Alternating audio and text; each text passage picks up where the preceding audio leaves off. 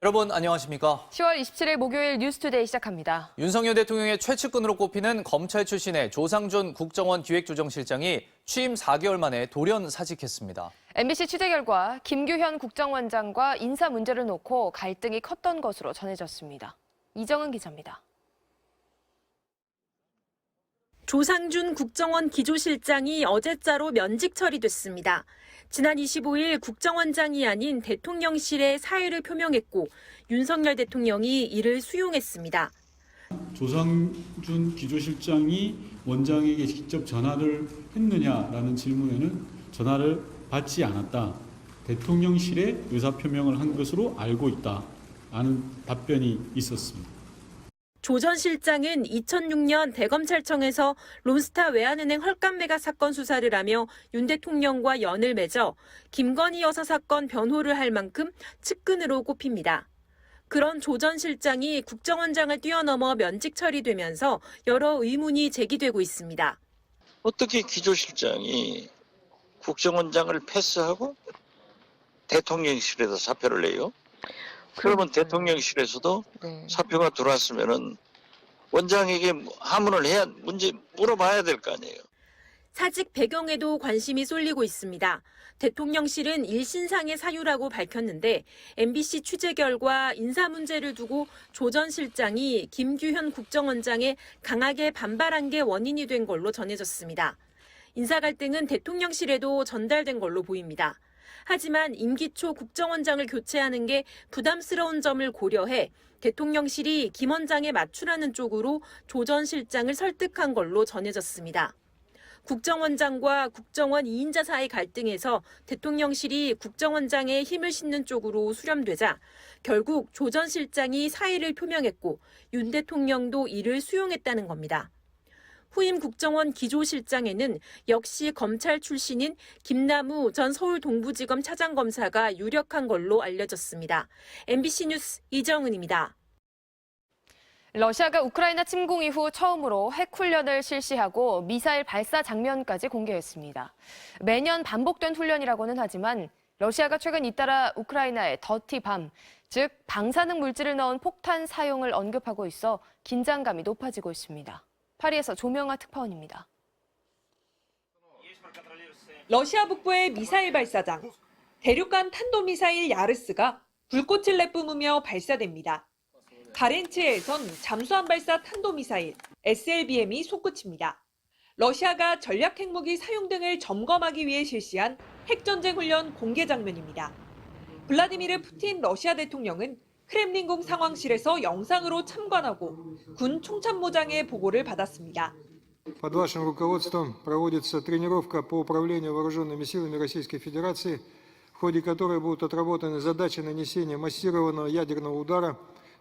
러시아가 핵훈련을 한 것은 우크라이나 침공 직전인 지난 2월 19일 이후 8개월여 만입니다.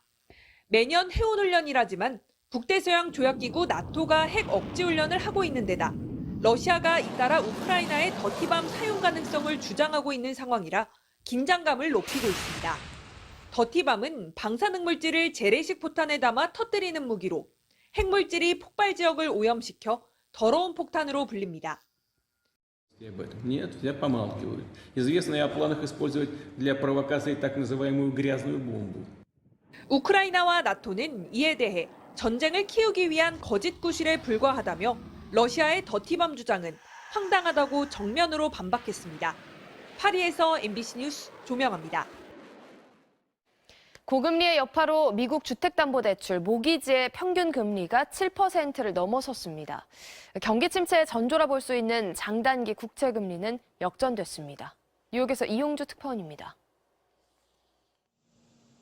미국 모기지은행협회가 집계한 30년 만기 고정 주택담보대출 모기지의 평균 금리가 7%를 넘었습니다. 지난 한 주 사이 0.22%포인트 상승하면서 7.16%를 기록했습니다. 지난 2001년 이후 최고 수준이자 20여 년 만에 처음으로 7%를 넘어선 겁니다. 반면 모기지 신청 건수를 나타내는 지수는 1.7% 하락했습니다.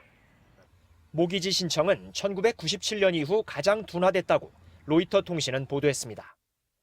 미국 중앙은행 연방준비제도가 물가를 잡기 위해 고강도 긴축 정책을 유지한 결과입니다. 연준이 기준금리를 급격히 끌어올리는 동안 모기지 금리는 올해 초보다 2배 이상 올랐습니다. 금리 변화에 가장 민감한 부문 중 하나인 주택시장도 더욱 빠른 속도로 얼어붙고 있는 것으로 나타났습니다. 지난 8월 미국 20개 대도시의 주택가격은 한 달 전보다 1.3% 하락했습니다. 2009년 3월 이후 13년 만에 가장 큰 폭으로 떨어진 것이라고 블룸버그 통신은 전했습니다.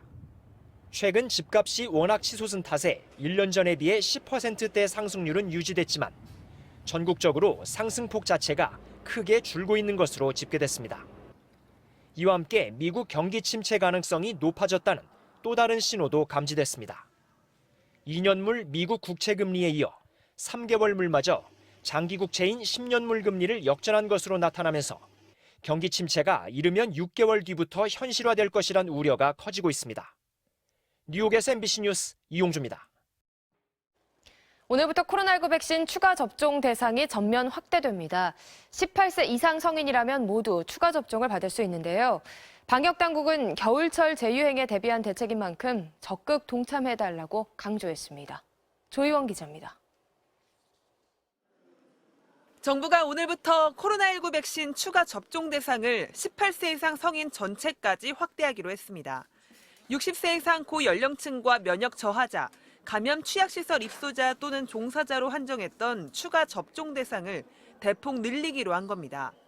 질병관리청은 최근 새롭게 등장한 오미크론 하위 변이들의 높은 전파력과 기존 백신 접종자들의 면역력 감소, 겨울철 실내 생활 증가로 인한 감염 위험 등을 종합적으로 고려한 결정이라고 설명했습니다. 꾸준히 감소세에 있던 코로나19 유행이 지금은 다소 증가하는 양상을 보이고 있습니다. 개발된 백신을 통해서 겨울철 재유행에 적극 대비함으로써 방역당국은 특히 50대 이상과 기저질환자, 보건의료인에게 접종을 적극 권고한다고 밝혔습니다. 또 마지막으로 백신을 접종한 날이나 확진된 날로부터 4개월이 지난 성인들도 추가 접종을 받는 것이 좋다고 말했습니다. 추가 접종에 활용되는 백신은 화이자와 모더나사가 개발한 이가 백신인데 변이 바이러스에 대한 예방 효과가 기존 백신보다 더 높다는 이유에서입니다. 현재까지 허가된 이가 백신은 모두 초기주 기반 단가 백신에 비해서 오미크론에 대응할 수 있는 항체를 조금 더 우수한 수준으로 증가시킬 수 있는 것으로. 추가 접종을 받으려면 이전 접종 때처럼 사전 예약을 해야 하는데 백신마다 국내 도입 일정에 따라 접종 가능일은 차이를 보일 전망입니다.